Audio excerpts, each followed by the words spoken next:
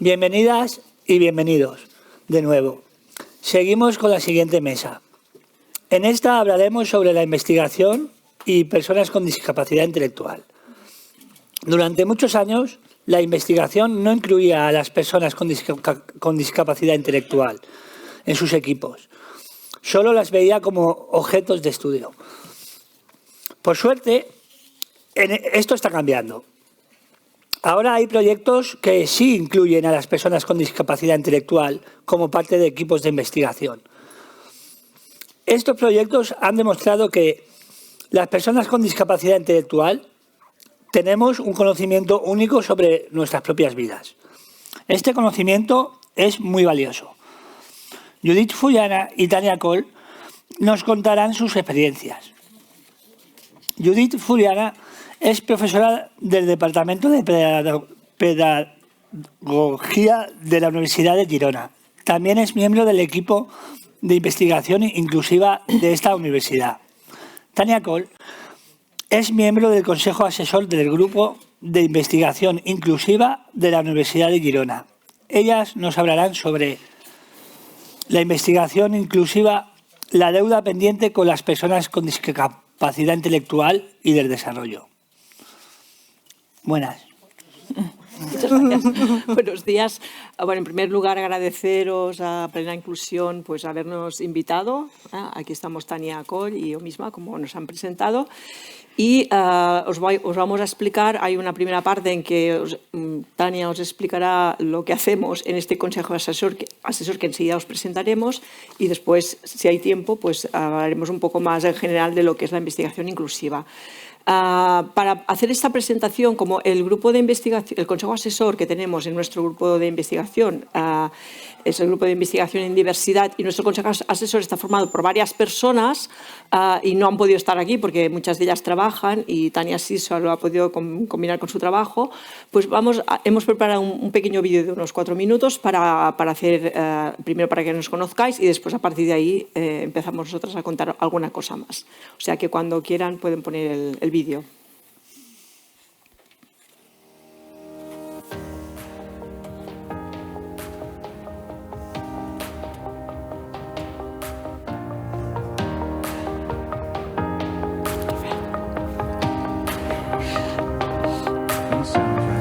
Es el Consejo Asesor de Investigación. Somos un grupo de personas, todos con diferentes discapacidades intelectuales, que nos reunimos una vez al mes para, bueno, hablar, también investigar un poco, no sé.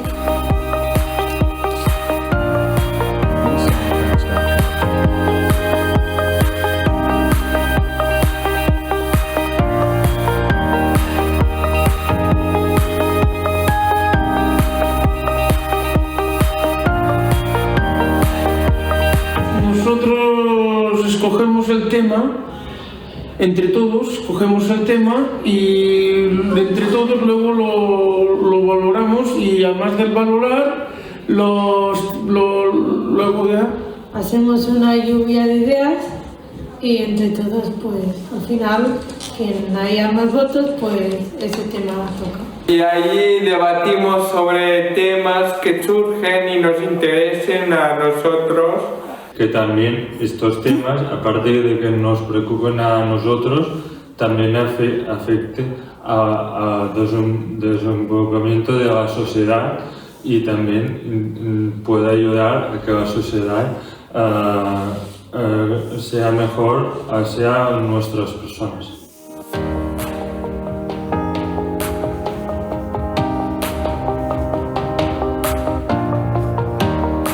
Bueno, se trabaja básicamente con grupos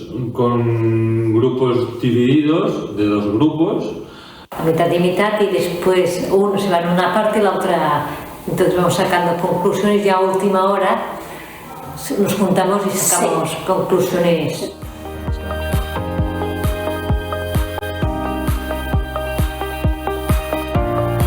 En la primera sesión se hacen exposiciones, por lo tanto se utiliza material fungible, que se llama, y se hacen debates, se interviene a entidades presentando o se va a expedición mirando la problemática, pero sobre todo con mucho material fungible.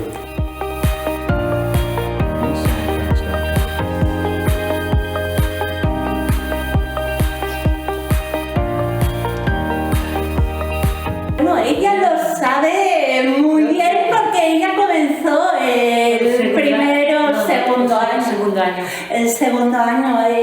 ¿Qué año era? Pues 2000 y pico. Bueno, pero creo que puede ser 2012, puede ser.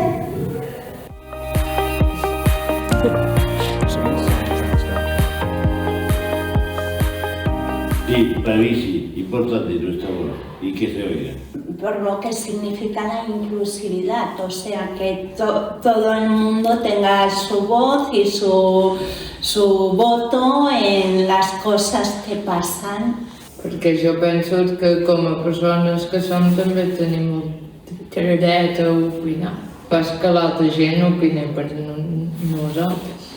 Yo creo que es importante porque así yo creo que también ayudamos a la sociedad a que nos escuche, a que piense más, a que consigamos al fin que el resultado que queremos. Yo pondría que estar en ese consejo asesor es por los que tenemos discapacidad intelectual o cualquier discapacidad, enseñar que somos uno más y que no tenemos que estar discriminados para tener acceso a la universidad.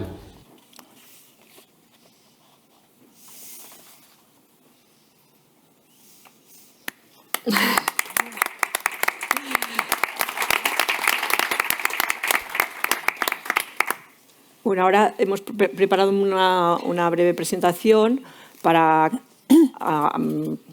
proporcionar alguna otra información más, ¿no? Con Tania, para que veáis un poco cómo funcionamos y un poco lo hemos organizado.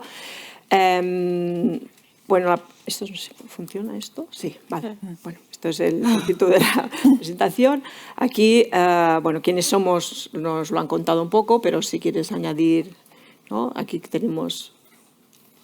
Bueno, yo soy Tania. Somos un grupo con diversidad intelectual de toda la región de Gerona. Todos no tenemos la misma edad. Eso es muy bueno porque cada uno tiene experiencias distintas, entonces podemos aportar nuestra experiencia, ¿no? Vale. Entonces aquí tenemos, aquí lo que hay es el enlace a la web del grupo de investigación, donde hay un apartado específico con información sobre el Consejo Asesor por si quieren. Entonces es grupo de investigación en diversidad y aquí pues hay más información. Entonces, a lo largo del tiempo, Tania, ¿qué temas hemos trabajado? Bueno, al principio de todo empezamos a investigar sobre la vida en pareja, aportando ideas, discutiendo, debatiendo. Hemos estado trabajando también la tutela. Hemos estado trabajando el tema de las amistades, la sexoafectividad, la inclusión en la universidad. Muy bien. Bueno, y por el tema del COVID también, cómo nos ha afectado a nosotros, ¿no? Entonces, ¿cómo trabajamos? Aunque lo han contado un poco tus compañeros, ¿no? ¿Nos puedes explicar así? Sí. Bueno, nos reunimos una vez al mes, concretamente los jueves. Normalmente las secciones son de 5 a 8, de 5 a 6 merendamos. Bueno, nos encontramos en la universidad, nos encontramos en el bar y mientras merendamos pues nos explicamos nuestro día a día y eso. Y después pues empezamos a debatir, ¿no? De 6 a 8 pues hacemos una acta accesible que recordamos, un acta accesible para la gente que no lo sepa es una hoja que nos dan nuestras investigadoras para recordarnos básicamente lo que hemos hecho en la sesión anterior, porque como no es cada jueves, pues para recordárnoslo y así nosotros refrescando la memoria. Después trabajamos el tema que hemos decidido, porque decidimos el tema nosotros, no nos lo dicen ellas, sino lo elegimos nosotros. Y después, bueno, como han dicho muy bien en el vídeo, nos dividimos en 2 grupos y debatimos. Y durante, no sé si son 20 minutos o 10 minutos, y luego nos encontramos otra vez en el aula todos juntos y lo ponemos en común. Después, varias investigadoras del grupo de investigación nos apoyan en cada sesión. Es decir, normalmente no sé si son... ¿Cuántas somos? Bueno, son unas cuantas. Unas cuantas, pero no, todas. eso iba a decir, no sé cuántas son, pero no todas pueden venir, pues, pero normalmente son bastantes. Tenemos un grupo de WhatsApp donde nos dicen, porque aunque, por ejemplo, los jueves nos dicen tal día nos reunimos, porque a veces pasa, ¿no?, que no nos acordamos o de eso, pues con este grupo de WhatsApp nos recuerdan el día y si podemos o no podemos asistir. Entonces, un ejemplo. Queríamos comentar muy brevemente cómo hemos trabajado una investigación que hicimos en el año 2022-23. Y brevemente, pues bueno, el tema, ¿cuál fue el tema, Tania, que trabajamos ese año? Pues la afectivosexualidad. Afectivosexuales, perdón. Relaciones. Y bueno, participamos 14 personas y ese día sí que fueron con 4 personas de apoyo. Vale, entonces hicimos fue un proceso, claro, son pocas sesiones, pero las hicimos, claro, teniendo en cuenta lo que ha comentado Tania, que nos encontramos una vez al mes, pues bueno, fueron unos meses, ¿no? Entonces, en la primera sesión, ¿te acuerdas o comentas lo que hicimos? Bueno, en la primera sesión, pues hablamos sobre las relaciones sexoafectivas, que son muy importantes, y cómo podemos tener buenas relaciones. Después, en la segunda sesión, las comparamos nuestras ideas y con los resultados que hicieron nuestras investigadoras. Y luego, en la tercera sesión, hicimos propuestas para cómo mejorarlas y si había algo que mejorar, claro. Y en la cuarta y quinta sesión, pues decidimos explicar lo que hemos hecho para darlo a conocer, es decir, cómo poder explicarlo en diferentes universidades. ¿Cómo lo hicimos? ¿Qué pues preparamos un mural y está expuesto en la universidad, bueno, está aquí. Y luego también algunos compañeros lo fueron a explicar en una exposición. Vale, aquí, como comenta Tania, a partir de este trabajo que hicimos, preparamos una exposición, ¿no? que aquí tenéis alguna imagen en octubre fuimos a presentarlo en la Fundación, en Granés Fundació, y también, bueno, no sé si ustedes van a tener acceso a la presentación, pero hay un enlace para que puedan ver los pósteres, ¿no? con lo que preparamos. La cosa es que estos pósteres, ¿quién los preparó? Los preparamos nosotros. O sea, no en la versión final, pero sí que decidimos. Decidimos qué poner, qué explicar, y bueno, y qué eran las relaciones sexoafectividades, a base también, si no recuerdo mal, de dibujos también, para que se entendiera. Exacto, o sea, vosotros decidisteis qué queríais explicar y más o menos cada póster que os gustaría que saliera, qué tipo de imagen, y después, bueno, aquí hemos contado con la participación de una compañera nuestra del grupo de investigación que tiene formación en temas de diseño y nos hizo el diseño final que nos gustó muchísimo, ¿verdad? Y ahora pues estamos, bueno, es el tema de, bueno, lo comentaré después, pero el tema de la difusión es un reto también, bueno, entre otros muchos, y a la hora de dar a conocer los resultados. Y este quizá es uno de los primeros trabajos después de bastantes años que hemos podido como concretar un material para poder exponer, ¿vale? Entonces, supongo que me queda un tiempo todavía. 5 minutos me quedan. Bueno, pues nada, solamente comentar, porque había presentado alguna... Bueno, habíamos preparado un poco de presentación, pero en función del tiempo.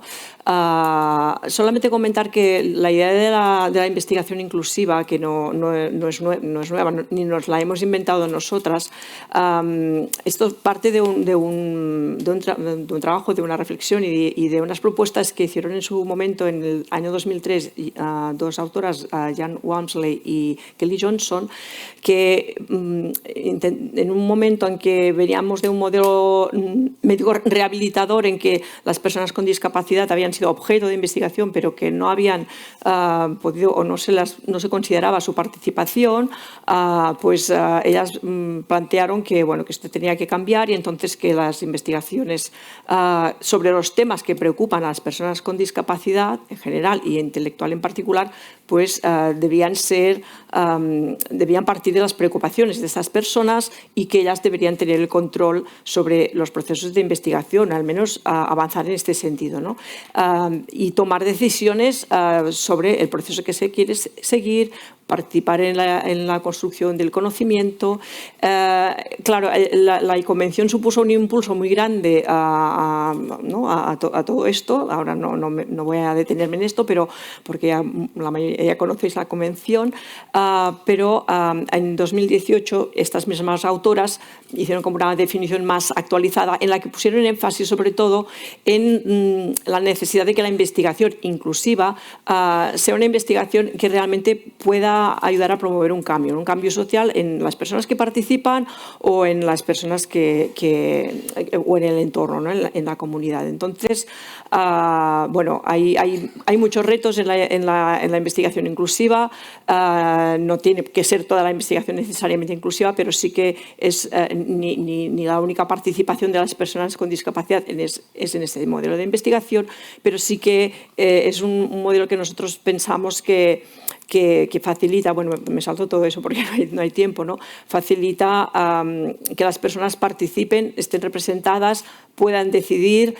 ¿Esto qué requiere para que haya equidad? Pues reequilibrar las relaciones de poder entre las investigadoras académicas y las personas que participan, buscar sistemas de apoyo que realmente, bueno, nos hablan del material fungible, ¿no? Pero en el vídeo, bueno, tenemos que pensar cómo apoyar para que realmente puedan acceder cognitivamente a la investigación, a los resultados de otras investigaciones, pero hay retos, ¿no? Hay retos en cuanto a la autoría, quién es autor de qué, cómo se reconoce el tema de esa participación, como comentaba antes, en temas de difusión, ¿no? que no se puede hacer o es difícil hacerlo en los canales tradicionales que tenemos en la academia, ¿no? Y que necesita tiempo. Y entonces eso tampoco muchas veces no corresponde con los tiempos que nos marcan pues los proyectos, la financiación, etc. Y simplemente para ya terminar, pues bueno, algunas ideas que son claves importantes para este tipo de investigación, pues bueno, es el tema del cruce de saberes, ¿no? Las personas con discapacidad, como antes han comentado, son expertas por la experiencia de la discapacidad la tienen ellos y ellas. Entonces es poner en conjunto para que haya un cruce de saberes entre personas con distinto tipo de conocimiento y distintas experiencias. La idea de coproducción, producimos conjuntamente las cosas entre todos para realmente defender nuestros derechos, bueno, los derechos de las personas con discapacidad en particular, para ser activos, para ejercer acciones de activismo, empoderar y transformar en la medida que vayamos avanzando. Y sobre todo el no pensar en la participación como algo simbólico, sino que realmente hay que buscar la forma de apoyar a todas las personas para que realmente puedan participar, no sean una representación simbólica, sino que estén presentes y participando. Y con esto, pues, María, muchas gracias. Ay, gracias. Perdón. ¿Quién le toca? Elena. Gracias, Judith. Gracias, Tania. Bueno, pues sí, muchísimas gracias. Ha sido muy interesante escucharos. Otro tema que vamos a tratar en esta mesa es el de las mujeres y la discriminación múltiple. Las mujeres con discapacidad sufren una doble discriminación, por ser mujeres y por tener una discapacidad. Si además tienen discapacidad intelectual, su vida suele estar controlada por otras personas. Es como si nunca pudieran decidir por sí mismas, aunque sean adultas. Elena, Amparo y Raquel nos contarán más sobre este tema. Elena Pérez es doctora en Estudios de Género por la Universidad Autónoma de Madrid y profesora asociada de la Universidad de Zaragoza. Actualmente trabaja en el Gobierno de Aragón. Raquel Manzano es miembro de Som Fundació y forma parte del equipo de mujeres del IBER, participantes en el proyecto También Somos Madres. Y Amparo Moreno es profesora titular de la Facultad de Psicología de la Universidad Autónoma de Madrid. Pues nada, todo vuestro. Gracias. Gracias. Buenos días y gracias por estar aquí. Gracias por dejarnos un espacio para contarnos nuestro proyecto. Este proyecto pone un foco a las mujeres. Digo mujer, acabo con ese. Pues cada mujer somos distintas, tenemos nuestras circunstancias, vivimos vidas distintas y tenemos deseos diferentes. Tener esto claro es importante cuando hablamos de la maternidad con mujeres con discapacidad. A pensar en que cada mujer somos distintas, nos enfrentamos a discriminaciones parecidas a nuestro día a día. Muchas de nosotras vivimos un triple discriminación. Vivimos discriminaciones por ser mujer. Las mismas que cualquier mujer pone, también somos mujeres. También vivimos discriminaciones por tener discapacidad. Y por lo último, discriminaciones porque esta discapacidad sea intelectual. En esta situación hace que las mujeres nos movilicemos y estemos haciendo distintos proyectos para mejorar las situaciones que desdeja que vivimos. Por ello, durante el año 2023 estuvimos trabajando en los derechos sexuales y reproductivos. En este año 2024 nos hemos encerrado que unos deseos, derechos de la maternidad de la mujer con discapacidad intelectual de las que apenas conocíamos la información. En el proyecto de este año nos hemos planteado hacer dos cosas. Investigar para conocer cómo viven las mujeres que son madres con discapacidad y lo que pensamos en la maternidad. Conocer nuestro territorio. Nos hacemos acercando nuestras comunidades para conocer qué recursos habían para madres o para mujeres que temas relacionados con ejercicio nuestros derechos sexuales protectivos. La idea era conocer nuestros territorios para ver qué recursos y saber si estos son accesibles para que nosotras podamos usarlos, igual que el resto de las mujeres. A la vez que los conocíamos, los recursos le habíamos sensibilizado para que esté abierto a aprender de las mujeres con discapacidad. Os cuento un ejemplo. Yo he cogido información de una clínica de reproducción asistida porque he sido como paciente y quería reconocer información para el mapeo y comprobar si recurso accesible para mujeres con discapacidad intelectual. Y aquí enseñamos cualquier foto desarrollada en el proyecto. Abrimos ahora una legislación que hoy os vamos a contar. Con esta migración queremos conseguir explorar, vitalizar maternidad a las mujeres con discapacidad intelectual y desarrollo. Hasta ahora la realidad era invisible, apenas tenemos datos y apenas se habla de ello. Con esta legislación queremos conocer qué opinan las mujeres con discapacidad de la maternidad, cómo es el día a día de las mujeres con discapacidad y actuar que son madres, o qué obstáculos viven o qué apoyo necesitan. Y ahora nos vamos a contar la migración como lo han hecho la migración. Bueno, buenos días a todo el mundo, muchas gracias. Me sumo a todos los agradecimientos de las compañeras. Y bueno, en cuanto a la investigación, ya centrándonos plenamente en ella, el equipo de trabajo ha estado conformado por Cristina Vallelado, de Plena Inclusión, nuestra compañera Lola, que no está hoy con nosotras, pero estamos Amparo y yo. Bueno, y como ha dicho Raquel, nuestro objetivo era explorar y visibilizar efectivamente la maternidad de las mujeres con discapacidad intelectual y del desarrollo, porque sin duda es un área que ha sido apenas transitada, ¿no? Por eso esa idea de visibilizar, porque el foco nunca ha apuntado hacia este derecho que el artículo 23 de la Convención de los Derechos de las Personas con Discapacidad afirma, este derecho a formar una familia, pero también este derecho a que los Estados parte apoyen a las personas con discapacidad que quieren formar este proyecto autónomo de vida, ¿no?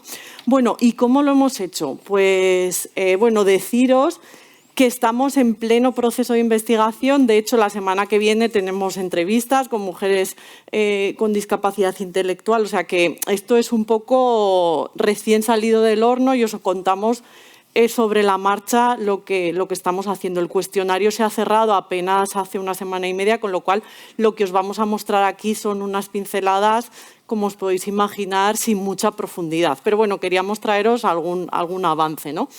Bueno, como os decía, ¿cómo lo hemos hecho? ¿Cómo hemos hecho esta investigación? Pues en primer lugar, hay que decir y apuntar, ya lo decía Raquel, la carestía de datos ante la que nos enfrentamos, porque apenas existen datos sobre maternidad en mujeres con discapacidad intelectual. Sí que es cierto que cuando acudimos a la literatura encontramos en relación con la familia y la discapacidad mucha información, muchas publicaciones con respecto a padres y madres con hijos e hijas con discapacidad, pero no ocurre esto en cuanto a la paternidad y la maternidad, ¿no? Por tanto, ese es el primer déficit ante el que nos encontramos y por el que también cobra sentido nuestra investigación, ¿no? Decían antes las compañeras, lo que no se mide no se conoce, y en este sentido nos encontramos ante un vacío casi absoluto de datos sobre maternidad y discapacidad. Bueno, pues la metodología que hemos empleado y cómo lo hemos hecho se ha apuntalado sobre un cuestionario, que ahora os explicaré un poco en detalle cómo ha sido, y también con una parte cualitativa a través de la realización de entrevistas. Por un lado, entrevistas a mujeres con discapacidad intelectual, que son madres y que no son madres, ¿vale? Dentro de las entrevistas entrevistamos a madres y a no madres, pero también entrevistas a técnicas de plena inclusión. Y estas últimas entrevistas han sobrevenido sobre la marcha, porque sí que es cierto que a medida que realizábamos las entrevistas y demás, veíamos que no estábamos accediendo a toda la población completa de mujeres con discapacidad intelectual. Es decir, hay un porcentaje, hay una parte de mujeres con discapacidad intelectual a las que no podemos acceder, y por tanto nos parecía interesante entrevistar a las personas que trabajan con las mujeres con discapacidad intelectual para al menos dar cuenta de esa otra realidad con la que no podemos contar, porque tened en cuenta que quienes contestan a nuestro cuestionario, a quienes hacemos entrevistas, son mujeres usuarias de plena inclusión, es decir, mujeres con cierto conocimiento sobre sus derechos sexuales y reproductivos, con cierto activismo, con cierta implicación, en definitiva, mujeres que pertenecen al tejido asociativo, pero todas aquellas que se nos escapaban, bueno, nos parecía interesante tener este relato también. Bueno, los objetivos del cuestionario, en primer lugar, identificar el grado de conocimiento de las mujeres con discapacidad intelectual sobre sus derechos reproductivos, también conocer su experiencia, explorar las representaciones que tienen sobre la maternidad y también indagar sobre los obstáculos simbólicos y materiales. Y todos estos objetivos se ven traducidos en dimensiones que a su vez se extienden en las preguntas que conforman el cuestionario. Bueno, en primer lugar, en la primera dimensión nos parecía interesante evaluar el grado de conocimiento de los derechos reproductivos, porque Amparo y yo realizamos una anterior investigación sobre derechos sexuales y reproductivos y uno de los datos más llamativos fue que las mujeres manifestaban conocer estos derechos, pero luego este derecho no se llevaba a término. Es decir, esto también pasa con la normativa, ¿no? Hay un derecho reconocido de iure, pero no se está llevando a cabo y no se está experimentando de facto, ¿no? Bueno, también otra de las dimensiones importantes será conocer las experiencias relacionadas con la maternidad, ¿no? En el caso de mujeres que son madres, pues cómo ha sido este proceso, pero también en el caso de las mujeres que no son madres, pues si conocen, si han recibido información sobre la maternidad, si tienen preguntas que hacer y no se atreven a hacer, etcétera. Bueno, la tercera dimensión tiene que ver con las representaciones de la maternidad, es decir, qué ideas manejan las mujeres con discapacidad intelectual sobre qué es la maternidad, qué es ser madre, ¿no? La cuarta dimensión, obstáculos simbólicos y materiales. Por obstáculos materiales nos referimos a todas estas barreras en cuanto al acceso a bienes, servicios y recursos. Tienen que ver, por ejemplo, con la falta de accesibilidad en servicios de atención, por ejemplo, en temas que tienen que ver con la ginecología. Tiene que ver con si existe o no servicios de maternidad informada, ¿no? Es decir, al final, si existe este diseño para todas o no, ¿vale? En cuanto a los obstáculos materiales, nos estamos refiriendo a todos este ámbito que quizás es menos perceptible, que tiene que ver con las ideas sobre la maternidad de las mujeres con discapacidad intelectual, ¿no? Esto obedece a mitos, prejuicios en torno a la maternidad de mujeres con discapacidad. Por ejemplo, el mito de la sexualidad, es decir, las mujeres con discapacidad intelectual no son ni objeto ni sujeto de deseo.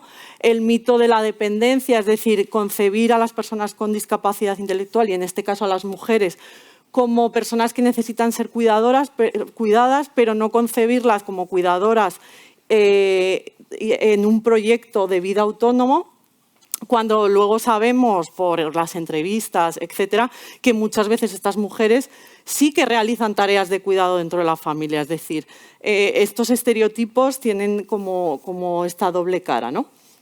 Bueno, y por último, la quinta dimensión que tiene que ver con los apoyos, los recursos y los servicios, ¿no?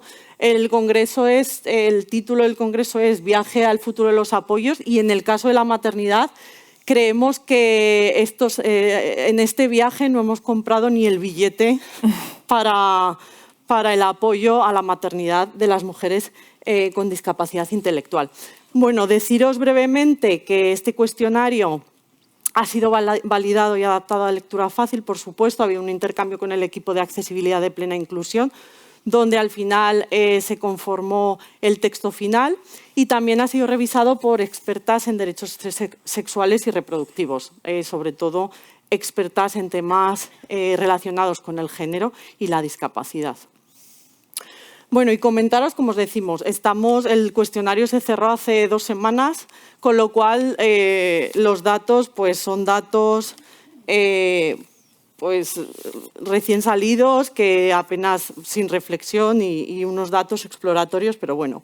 Os contamos, el cuestionario estaba dirigido a mujeres con discapacidad intelectual mayores de 18 años y residentes en España y hemos obtenido 315 respuestas.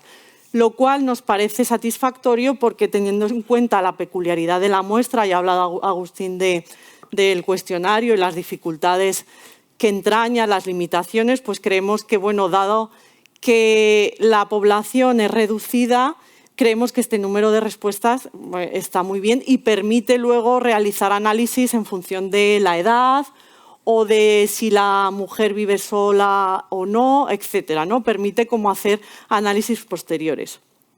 La edad media de 38 años y las mujeres, la más joven tenía 19 y la más mayor 17. El modo de administración fue de manera remota, se cumplimentaba en el móvil o en el ordenador y a veces había una persona de apoyo o no. El cuestionario duraba unos 30 minutos. Y bueno, tenía una primera parte con variables sociodemográficas. Aquí tenéis la distribución de respuestas por comunidades autónomas.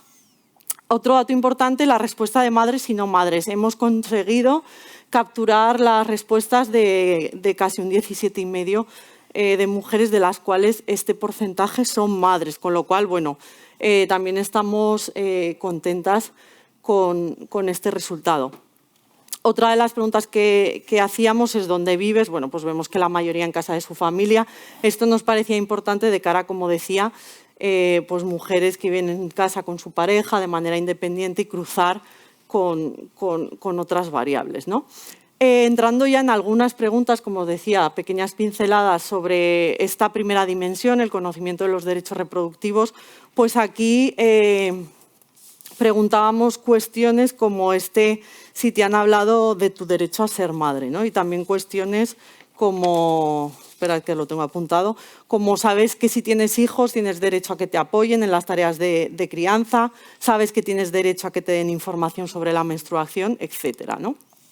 Bueno, aquí de las mujeres que les habían informado sobre este derecho de ser madre, la principal fuente de información era la familia, seguida del centro o la asociación. En cuanto a los derechos reproductivos que las mujeres enumeran como más importantes, los 3 más importantes son a decidir si quiero o no ser madre, a ir al ginecólogo o ginecóloga o a ser madre. Vale, que no me iba. Ya la dimensión 2, estas experiencias relacionadas con la maternidad, pues aquí, como os decía, se preguntaba a madres y a no madres, cuestiones como ¿te han dado información sobre lo que tienes que hacer si quieres quedarte embarazada? ¿Quién te ha dado esta información? ¿Te atreves a hacer preguntas sobre maternidad? Y, por supuesto, en el caso de las madres se hacía preguntas sobre todo el proceso, desde el embarazo hasta el parto, la lactancia o el periodo de crianza, etc. Bueno, en cuanto a las representaciones sobre la maternidad, lo que os decía, estas ideas sobre qué es ser madre, etcétera, los 3 sentimientos que enumeran en mayor medida las encuestadas son el amor, la felicidad, la alegría, pero también preguntábamos cuestiones sobre si creían que existe el instinto maternal, si las mujeres han nacido para ser madres o las ideas sobre la buena y la mala madre. ¿Qué es para ti ser madre? Era otra de las preguntas de esta dimensión. Bueno, veis que la mayoría hablan de esta importancia de ser madre, ¿no? En cuanto a los obstáculos simbólicos y materiales, hablábamos en los obstáculos simbólicos, sobre todo preguntábamos sobre qué pensaban que la gente opinaba sobre la maternidad de las mujeres con discapacidad, ¿no? Y aquí, en esta en concreto, era si la gente piensa que las mujeres con discapacidad no deben ser madres. Había otras cuestiones que tenían que ver con si pueden cuidar de sus hijos o hijas o si sus hijos sufren más por el hecho de tener una madre con discapacidad, ¿no? En todas ellas el porcentaje de afirmación de estas creencias es mayor del 75%, ¿no? Por tanto, camina en la línea de afirmar estos mitos, estos estereotipos sobre la maternidad en mujeres con discapacidad intelectual. En cuanto a los apoyos, otro de los ámbitos importantes, se preguntaba a las madres qué apoyos habían necesitado, qué apoyos necesitaban, pero también se preguntaba a las no madres, en el hipotético caso de que lo fueran, qué apoyos necesitarían, ¿no? Bueno, aquí era en el caso de las madres, qué apoyos, la intensidad de los apoyos y de quién recibían estos apoyos, ¿no? Bueno, pues que vemos que prácticamente el 71% de ellas afirma que estos apoyos vienen de la familia, algo que nos sorprende, ¿no? Porque sabemos que, bueno, pues, en el caso de España, nuestro modelo de estado de bienestar, donde los cuidados recaen preferentemente en la familia, pues bueno, camina en la línea de lo que esperábamos, ¿no? Y ahora Amparo os va a contar ya la parte que tiene que ver con las entrevistas a mujeres con discapacidad intelectual. Nada, buenos días y vamos a ver las cuestiones referidas a los resultados, como ha dicho Elena, muy preliminares, ¿eh? La muestra que veis ahí son 11 mujeres, que son las mujeres a las que hemos podido acceder hasta el momento, alguna más en la última semana, pero no lo hemos reflejado en la diapositiva. Y la muestra total van a ser 20 mujeres. 20 mujeres de las cuales 10 no son madres y otras 10 son madres. Pensad, como habéis ido diciendo, en las dificultades de acceder a la muestra, su disponibilidad para realizar la entrevista. Entonces, en la anterior investigación de hecho sobre derechos sexuales y reproductivos, pues la muestra no es que fueran 10, es que pudimos hacer 2 grupos de discusión y 4 entrevistas. Entonces, bueno, hemos pensado que esas 20 entrevistas nos pueden servir para complementar de manera relevante los resultados hallados en el cuestionario, y también podemos decir que por lo que vamos viendo, los resultados más generales del cuestionario se ven corroborados en la entrevista, que además tiene las mismas dimensiones, lo veréis ahora cuando os mostremos las respuestas de las mujeres, las mismas dimensiones que tiene el cuestionario. Ahora bien, no nos podíamos quedar solo con esos porcentajes que os estamos mostrando, aunque el cuestionario no nos ha dado tiempo, pero tiene preguntas abiertas, que también es muy rico porque son más de 300 mujeres las que nos están contestando, sino que queríamos escuchar en su propia voz, en sus propias palabras, cuáles eran estas representaciones de la maternidad o cuál era la experiencia que ellas nos querían trasladar, o bien como mujeres que no son madres en este momento, pero algunas podrían serlo, otras no van a poder serlo, o bien aquellas que están dedicadas en el momento actual a la crianza, ¿no? Porque nos da una riqueza y unos matices a esas respuestas, pudiéramos decir, más escuetas del cuestionario, que creemos que no se deben perder, aunque, os digo, la muestra es reducida y hay que poner, ¿no? Hay que equilibrar ese cuestionario con 300 mujeres con estas 20 entrevistas. También os quería comentar que aparte de hemos hecho esas tartas que no se leen muy bien, pero realmente los datos lo único que nos muestran es qué porcentaje trabajan o no trabajan. Son más las que no trabajan, pero no está completada la muestra. Lo traíamos, bueno, para que vierais un poquito pues, las comunidades autónomas a las que pertenecen, cuál es el estado civil, si tienen o no tienen pareja, pero realmente ya cuando tengamos las 20, pues tendrá cierto sentido. Cuando estás trabajando de todas maneras, además, con este procedimiento de recogida de datos, como es la entrevista, pues eso no es lo más jugoso, no es lo que tiene más sentido y lo que además se puede utilizar después para implementar determinadas políticas, pero para que tengáis cierta idea. Yo os voy a presentar después, aquí hay otra... Os voy a presentar después también algunos de los resultados. No hemos tomado, como los resultados del cuestionario, no hemos tomado todas las dimensiones, sino algunas respuestas, para que veáis, como os digo, con su propia voz, qué es lo que nos están diciendo las mujeres. De todas maneras, quería hacer como algunas puntualizaciones muy generales, porque os vamos a mostrar algún resultado de alguna pregunta concreta. Pero la riqueza de una técnica, como de un procedimiento o una metodología cualitativa, es realmente ver la entrevista completa. O sea, ahí es donde vemos realmente el sentir, el conocimiento, el pensamiento, lo que las mujeres valoran más o no valoran más. Cuando ves la entrevista completa de Carmen, o de Nuria o de María, pero en cualquier caso tenemos que analizar cada una de esas dimensiones también. También deciros que aunque siempre pensamos integrar y no hemos podido integrar a las propias mujeres con discapacidad intelectual y el desarrollo en el planteamiento, podríamos decir, de la investigación, una cosa que queda clarísima cuando las entrevistas es que es un problema sobre el que han pensado. No hay vacilaciones. No es una entrevista en donde tú vas preguntando, como tantas que hemos hecho. Bueno, yo como soy mayor me ha dado tiempo a hacer cientos de entrevistas, ¿no? Desde cuando las personas comienzan a hablar hasta mujeres hemos entrevistado de 80 años.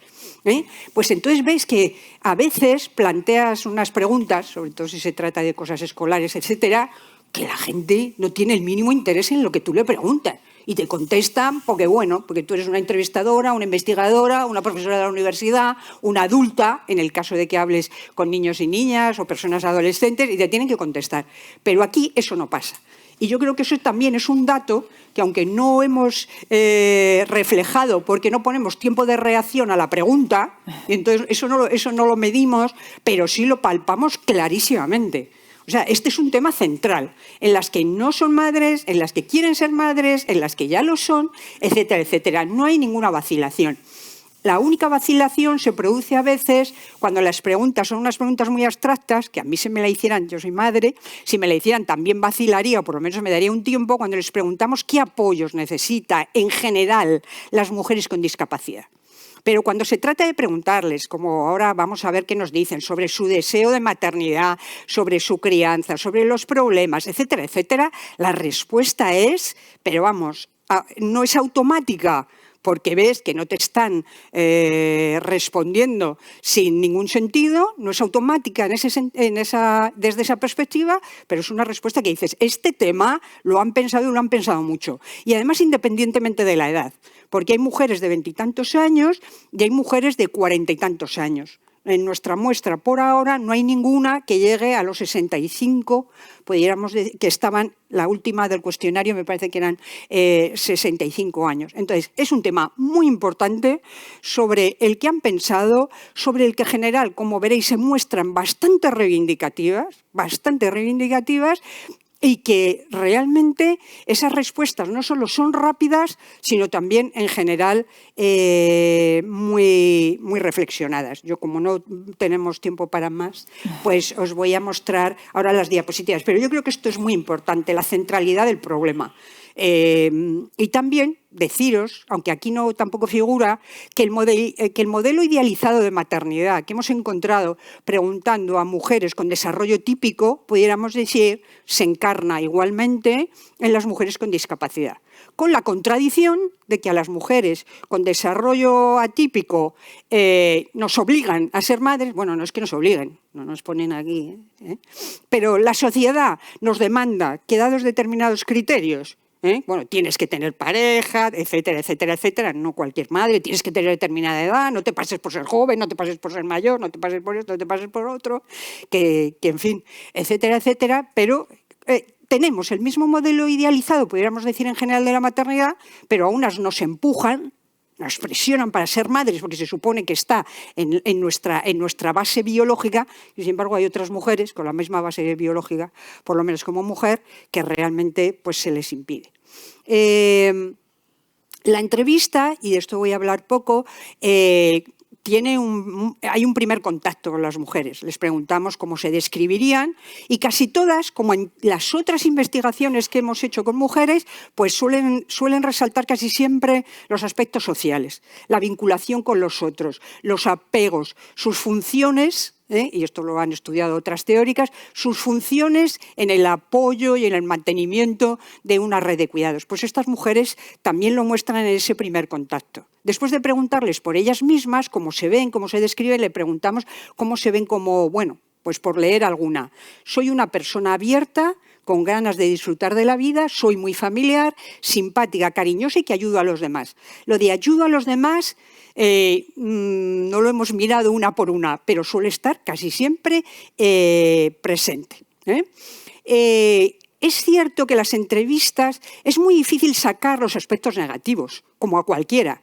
O sea, si yo tengo a una persona se acerca a mí y me dice que me describa, pues no le voy a decir, soy una persona que soy infeliz. No, normalmente intentamos, porque además nos lo creemos, no queremos vernos como personas infelices. Entonces, normalmente lo que resaltamos son los aspectos positivos. Pero es cierto que conforme la entrevista va avanzando, vamos viendo que ellas nos hablan de estos altibajos de ánimo, nos hablan de historias, normalmente en el colegio ya, de acoso, si no de acoso como tal, bueno, pues otra manera de maltrato, de aislamiento. Entonces, conforme va pasando la entrevista, pues se van desvelando ahí como unas pinceladitas estos aspectos que pudiéramos decir revelan no solo lo bonito de la vida, sino también esas situaciones problemáticas por las que han podido pasar y les han influido.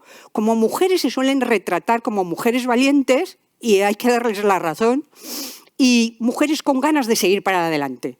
O sea, claro, porque ves unas trayectorias de vida que tú dices, si han llegado aquí, es que tienen que ser personas con apoyos y con mucho coraje. Y ellas lo tienen, en general, bastante claro. También aparecen inseguridades y esa necesidad también de depender del juicio o de la visión sobre en algunos problemas de otras personas, usualmente familiares, ya sea la madre, el padre, la hermana, etcétera, etcétera. El deseo de ser madre es unánime por ahora, no se puede decir de la población en general, puede ser que mañana entrevistemos a una mujer con discapacidad intelectual o desarrollo atípico que no quiera ser madre, pero en general todas lo tienen clarísimo, quieren ser madres.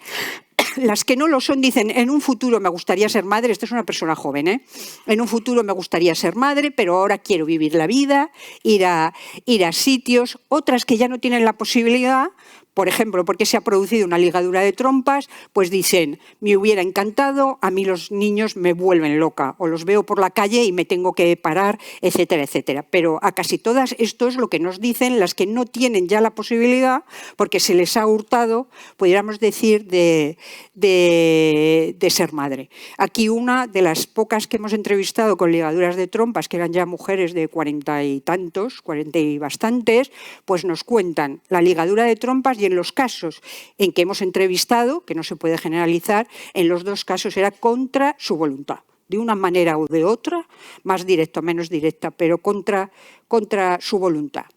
¿Pueden las mujeres con discapacidad intelectual ser madres? Esta pregunta es muy difícil de hacer y ya la propia pregunta dice algo por lo menos la sociedad, qué es lo que está pensando. Algunas de ellas nos paran y nos dicen, ¿y tú qué crees? Como diciendo, ¿cómo me puedes hacer esa pregunta? Tú le dices, no, bueno, yo quiero que tú me comentes qué es lo que piensas y después hablamos. Porque claro, le digo, hombre, ¿cómo me está usted preguntando eso? También es una muestra, como decíamos, que representa solo un grupo, ¿no? Todas las entrevistadas piensan que sí y lo explican de muchas maneras. Tengo el mismo valor y los mismos derechos que tienes tú. No se está refiriendo a la entrevistadora, ¿no? Pero podría. Se refiere a la sociedad en general. ¿Que te escandalizas? A un sujeto, ¿no?, indefinido. Vale, ¿te escandalizas? Es tu problema. Pues me costará aprender, claro que sí, pero tengo el mismo derecho y puedo salir a la calle y decir, señores, tengo una discapacidad y soy madre. Lo digo en este tono porque en este tono es reivindicado. No es una cosa aséptica el tono, sino voy a salir con una pancarta porque tengo el derecho a ver si se enteran ustedes, ¿no? Y entonces les preguntamos, claro que si la sociedad piensa lo mismo, que ellas nos están expresando, y ahí también es unánime. No lo tenéis ahí si lo queréis leer, pero podríamos decir, la sociedad piensa que somos unas incapaces, piensa que no deberíamos ser madre, porque eso lo que nos va a ocasionar es problemas a nosotras mismas y muy posiblemente también a nuestros hijos e hijas. Y ellas añaden, aunque no viene en esa diapositiva, que lo que sucede en la sociedad es que la sociedad emite juicios sin conocerlas. O sea, que las personas que las rodean, imaginaos, un vecino, la persona de la tienda donde compran, pues ¿qué es lo que sucede? Que piensan que no deben ser madres y, sin embargo, ignoran por completo cuál es la realidad, cuáles son las limitaciones, pero también las fortalezas que pueden tener como mujer. Les preguntamos también por los apoyos y nos dicen esto, ¿no? Quiero ser madre para saber darle la estabilidad que necesita. Necesito yo un trabajo fijo, un trabajo que me puedan pagar bien. Entonces es lo que decía Elena, ¿no? Preguntamos por los apoyos materiales, pero también por los apoyos simbólicos. Entonces, esta pregunta en la entrevista, yo creo, por lo menos a mí me da la impresión, no sé qué pensará Elena, que es la que tienen como más dificultad cuando se hace una generalización sobre la población. No solo tú, sino cualquier persona, mujer, en este caso, que esté en tu circunstancia, ¿no? Otra mujer nos dice que cuenten con familiares o apoyos o que ellas decidan. La mayoría de todas mis amigas que tengo, así con discapacidad, viven con sus padres y como que no les dejan tener relaciones con ningún chico. Esta cuestión también sale. A veces, claro, las que no son madres, la dificultad de tener relaciones sociales, que eso ya salía en la anterior investigación, y la necesidad de, a partir de esas relaciones sexuales, conocer a una pareja y poder tener hijos con ellos. Son breves pinceladas, pero ya nuestro tiempo se va a concluir y Raquel nos va a contar ya las conclusiones. Esperemos que esto nos ayude a conocer la realidad de las mujeres que son madres o cómo es día a día que nos preocupan. ¿Qué cosas le ayudarían? Pero pero también conocer qué piensa la maternidad el resto de mujeres con discapacidad intelectual que no son madres. Para conseguir con los recursos las mujeres y para las madres sean accesibles cualquier mujer, que las mujeres con discapacidad que puedan ir estos recursos o coincidir con otras mujeres que son madres para charlar a la información que esté acertada. Por lo último, también es muy importante poder tener apoyos que nos acompañen cuando somos madres o para enfrentar la crianza de nuestros hijos, como señala la comunicación de la ONU. Creemos que en este estudio que nos ayudará a conseguir luchando nuestros derechos.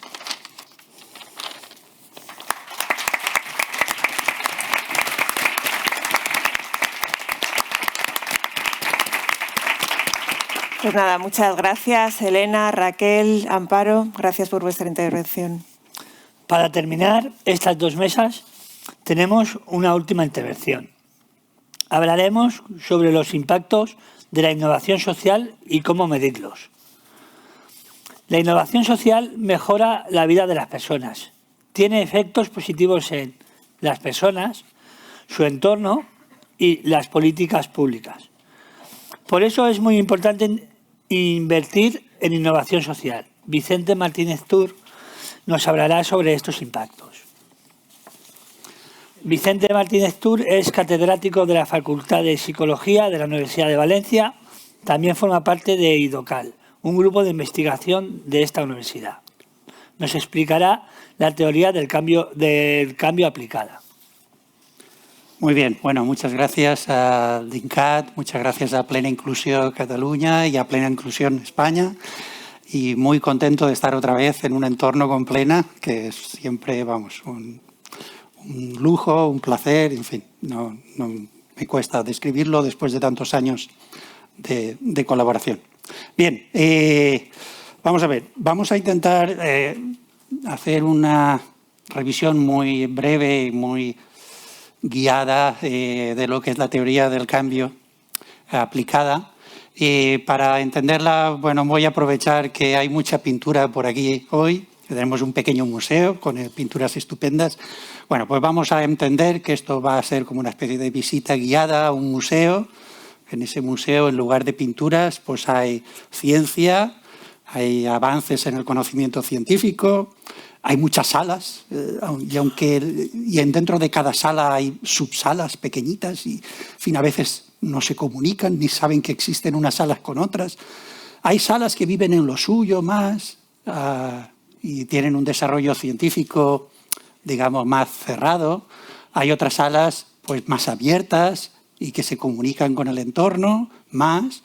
Y bueno, pues una de esas salas que se ha nutrido mucho y nos visita y les visitamos, que es Plena, y nos ha ayudado a ampliar, a barnizar, a pintar de diferentes colores y a enriquecer los avances. Bueno, pues una de esas salas es la que vamos a visitar, ¿de acuerdo? Que es el enfoque que tiene que ver con la teoría del cambio, ¿de acuerdo? Bueno, hay 3 o 4 elementos en esta visita guiada por esa sala de ese museo que quería comentaros. Uno de ellos tiene que ver con, bueno, pues estamos hablando de una teoría con bastantes años de historia. Seguramente se remonta, aunque pudiera haber otros antecedentes, a principios del siglo XX, luego avanza con otras aproximaciones, se desarrolla y se nutre desde diferentes aproximaciones dentro de esa sala.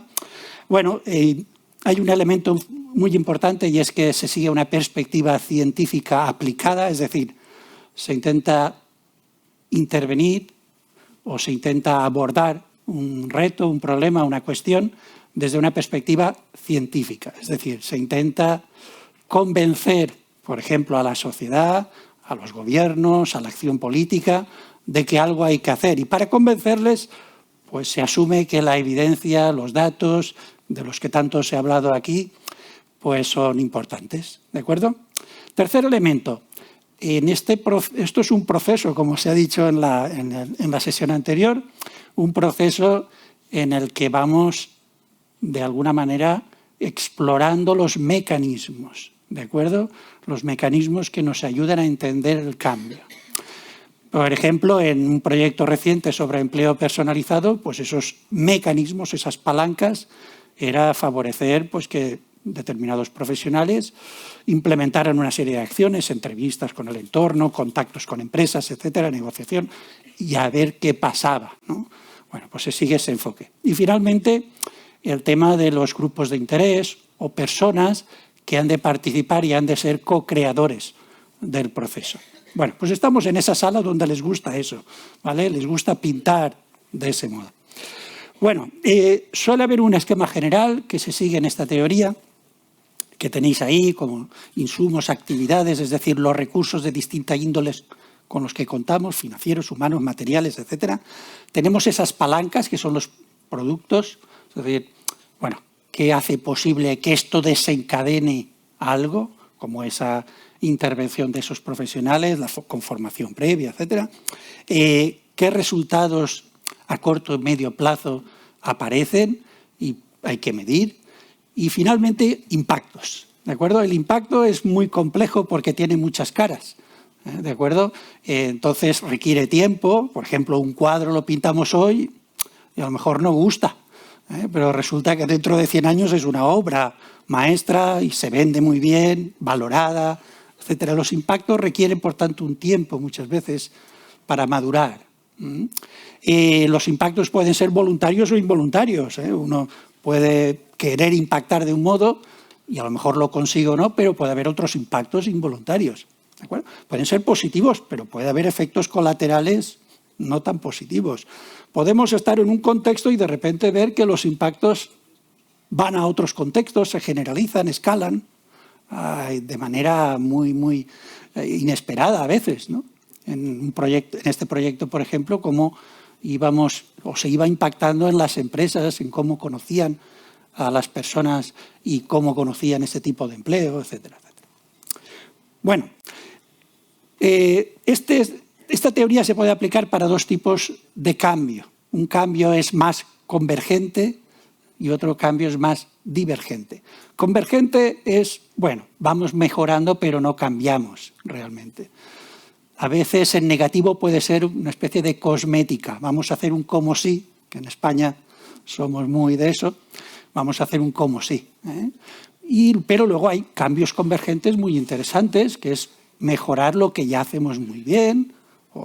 Y luego están las transformaciones, que son los cambios divergentes. A mí me gusta mucho Plena porque siempre están animados a transformar, a cambiar y con procesos divergentes que rompen un poco el molde anterior. Bueno, aquí tenéis un esquema para entender el escalamiento a través del tiempo. El escalamiento es, bueno, algo que hacemos o que intentamos cambiar a través de una intervención, a través del diseño de algo nuevo, pues eso, bueno, cómo se traslada más allá de lo que es el entorno inmediato, ¿no? Bueno, antes de nada, hay un nicho o pilotaje previo. Esta mañana se han explicado algunos de estos pilotos o pilotajes en el ámbito de la tecnología, por ejemplo, ¿de acuerdo? Ahí se puede probar. Todo está permitido, casi todo está permitido. Uno puede arriesgar, se está diseñando, se está probando a ver qué pasa. Y ahí puede haber procesos de diseño, rediseño, para ver cómo ajusta. Y bueno, pues eso llega a un momento en que quizá acabe consolidando en un nuevo sistema, una nueva manera de abordar las cosas, el problema. ¿De acuerdo? Imaginad una intervención en temas de maternidad. Pues puede haber un piloto para ver qué pasa, qué inconvenientes tiene, qué ventajas, se diseña, se rediseña, para ver si en algún momento en el entorno pues hay una manera de abordar la temática que es diferente a la que había. Pero para que eso suceda hemos de tener, como se ha dicho, datos. Hay que tener intervenciones y diseños de intervención que funcionen y que demuestren que funcionen. En algunos momentos la sociedad, el entorno, otros contextos ayudan porque facilitan. El caldo de cultivo está preparado para aceptar ese nuevo sistema. en otras ocasiones no está tan preparado. Ahora, por ejemplo, hemos visto pues, que bueno, hay dudas en el caso de que se quisiera avanzar, de que el terreno esté preparado. Si no está preparado, pues ya lo tenemos más complicado. No significa que no tengamos que hacerlo, pero ya es más complicado. Y a su vez, cuando se instala esa nueva realidad, lo que hacemos es cambiar la sociedad, que es el impacto final. Bueno, pues ese es el escalamiento y la necesidad de tiempo que necesitamos. Bien, si vamos ahí, algo muy importante en esa sala del museo que estamos visitando es que hay una investigación que se llama investigación-acción. Si uno mira de reojo otras salas, pues hay gente que bueno, hace investigación más cerradita en sus laboratorios, ¿vale? Investigación básica, que es necesaria y muy útil, pero en esta sala no. En esta sala miramos también hacia afuera, miramos algo que sea útil, ¿de acuerdo? Que sea aplicado, y a eso le llamamos investigación-acción. Es riguroso, pero mira a la sociedad, a los retos, a los problemas, a las cuestiones que tiene. Y luego tenemos a la práctica profesional. Estos son vasos comunicantes, pero en esta sala les gusta el color rojo que veis ahí, ¿de acuerdo? Les gusta rigor y a la vez, bueno, pues que abordemos temas que interesen a la sociedad, que mejoren la sociedad, en este caso la calidad de vida de las personas. Bueno, no voy a entretenerme mucho en esta diapositiva, sí recalcar que bueno, tenemos en esta sala rigor, pero también relevancia social, participación activa de las personas involucradas. Normalmente vamos a tener enfoques con diferentes metodologías, como se ha señalado antes, por ejemplo, combinando cualitativo-cuantitativo. Tenemos objetivos instrumentales, queremos mejorar las cosas, pero tenemos también interés en esta sala por avanzar en el conocimiento. No solo es algo práctico y ya está, queremos saber por qué. Y finalmente hay objetivos emancipatorios de calidad de vida de las personas. Bueno, algo muy importante es que estamos ante una cuestión de diseño. Es decir, yo lo que veo en Plena es que muchas veces lo que piensa es en aprovechar diseños que existen, quizá rediseñarlos y quizá pensar en otros adaptados al contexto en el que estamos, etcétera, etcétera. ¿De acuerdo? Por tanto, al final es una cuestión de diseño. Y ahí hay que distinguir entre ciencias que se centran más en lo natural y ciencias que se centran más en lo artificial. Las ciencias en las que estamos normalmente van más a las ciencias de lo artificial. Es decir, vamos a diseñar algo que no existe, que no crece en el monte, ¿de acuerdo? Vamos a diseñar intervenciones de atención temprana. ¿Para qué? Para algo que perseguimos, que no existe, pero que soñamos que puede existir.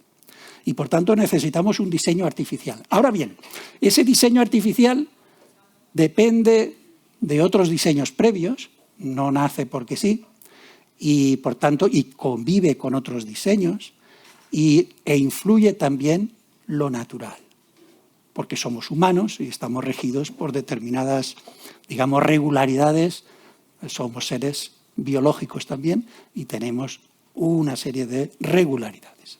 Por tanto, eso también va a influir ahí, ¿de acuerdo? Como pasa en otros sitios, ahí la Catedral Gótica de Barcelona, si uno rasca, pues sabe que hay una parte románica, la parte más antigua, y conviven y es atractivo, ¿por qué no? Pues esto pasa igual. Bueno, no voy a entretenerme mucho en esta diapositiva, cuestión de diseño. Hay una parte en el diseño que es, digamos, racional, sistemática. Esta requiere un conocimiento experto importante, pero digamos que es la fácil, entre comillas. ¿De acuerdo? Análisis de la situación, definición de problemas, de necesidades, objetivos, mecanismos, como hemos señalado antes, considerando evidencias científicas, profesionales y de grupos de interés, diseño y medición de indicadores para esos objetivos y mecanismos, contextualización, riesgos, evaluación, rediseño si hace falta, reevaluación y escalamiento, ¿vale? Y esto, bueno, muchas veces sigue una especie de figura en espiral a lo largo del tiempo. Si vamos a lo que la comunidad científica internacional en estos momentos considera lo más riguroso en teoría del cambio, es en ensayos con ensayos aleatorizados. No voy a detenerme, pero sí deciros que es algo más exigente porque de alguna manera lo que hace es comparar. Si yo tengo un diseño y ese diseño quiero comprobar si funciona o no, lo aplico a lo que llamamos el grupo de intervención o grupo experimental. Y lo comparo con otras intervenciones o con un grupo control que no recibe nada. Es como cuando se ensayaban las vacunas contra la COVID, pues igual.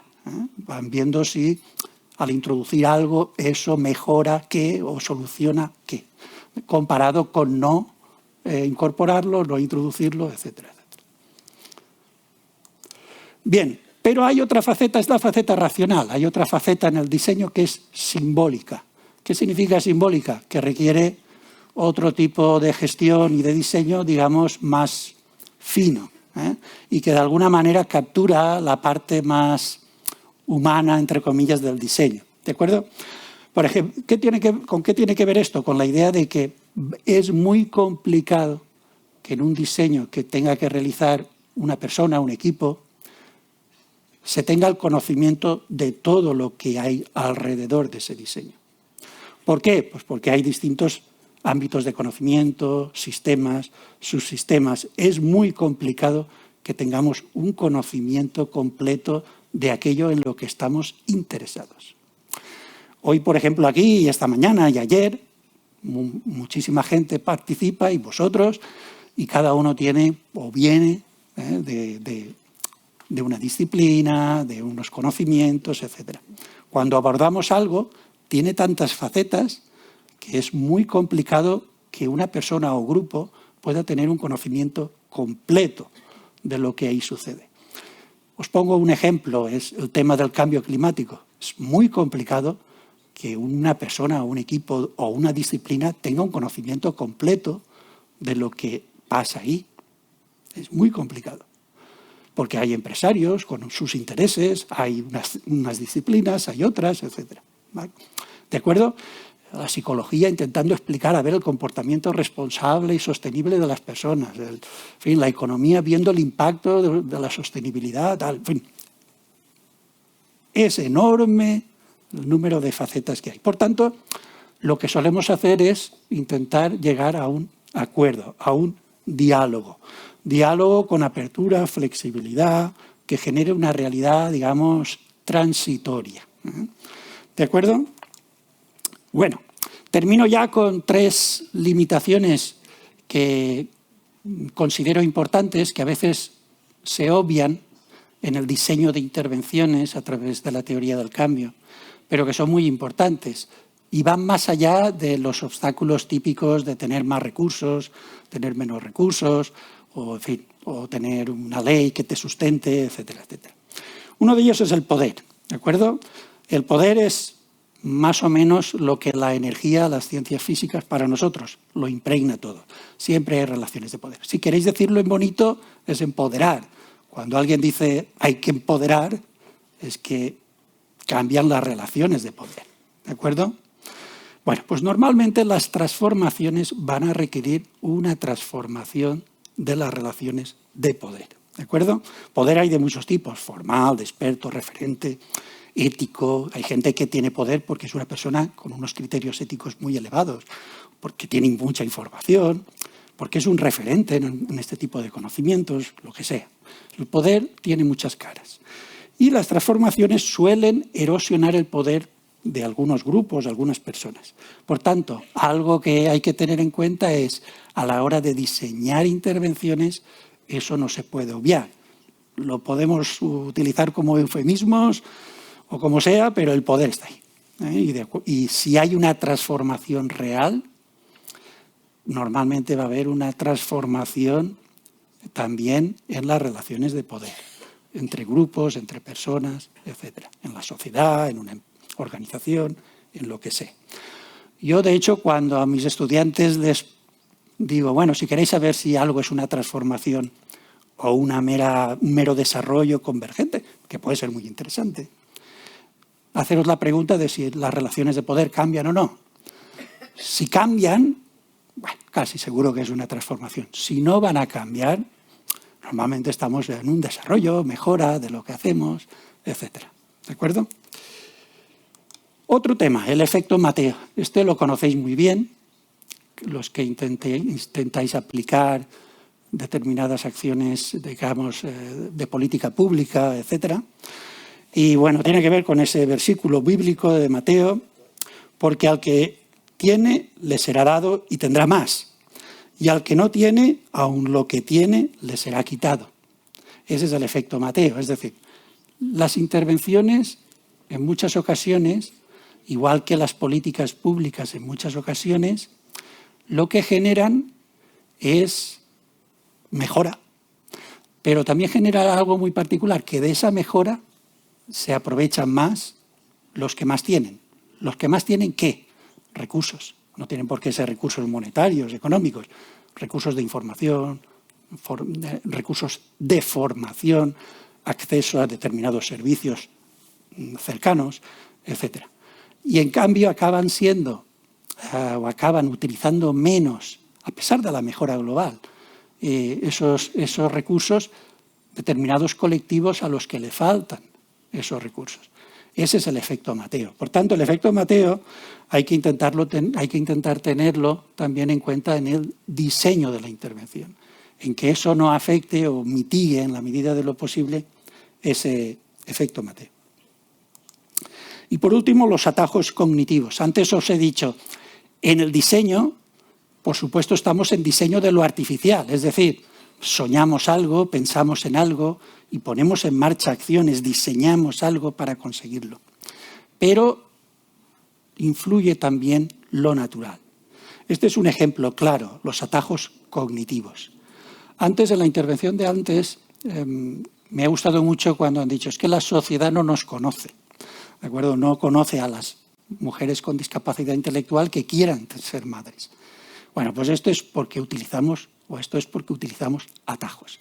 Y es normal que utilicemos atajos porque es algo que nos acompaña como seres humanos, es algo natural, de las ciencias naturales. Durante miles de años de evolución, el ser humano ha tenido que utilizar atajos para tomar decisiones. No podía esperar, hace muchísimos años, no podía esperar a ver si negociaba o no con el tigre, porque el tigre se le podía comer. Tenía que tener respuesta rápida, ¿de acuerdo? Esa respuesta rápida, aunque hoy no nos sea útil para muchas cosas, la tenemos. No la podemos borrar, porque nos ha servido y nos sirve. Un bombero, ante un incendio, no se para a pensar, a ver, no, voy a calcular tal. No, tiene que tomar decisiones ya. Es útil y nos acompaña. Todo nuestro sistema nervioso está pensado para atajos, pero también está pensado para pensar. Y esa segunda parte a veces no la utilizamos. La teoría del cambio está orientada a hacer pensar, a basar los juicios en calibrar bien las cosas, evaluarlas y transmitir a la sociedad las necesidades y las posibilidades de cambio que existen basadas en evidencias. Pero la gente, y cuando digo la gente digo todos nosotros también, tomamos decisiones y evaluamos la realidad de manera rápida. ¿Pueden las mujeres con discapacidad intelectual ser madres? No van a esperar a ver el estudio, la gente toma la decisión enseguida. Es rápida, por eso es necesario aportar esa información para ir cambiando. Esto seguramente en estos momentos sea una de las mayores limitaciones que tenemos en nuestra sociedad. Porque incluso evidencias tan claras como si el CO2 está incrementando o no en la atmósfera, se ponen en duda, se circula y la gente toma decisiones rápidas sin evidencias. ¿De acuerdo? Bueno, la ciencia puede ser un antídoto, esperemos que sí, para que todas estas ideas pues, puedan tener lugar. Muchas gracias otra vez, reiterar mi agradecimiento al DINCAT, a Plena Inclusión. Gracias.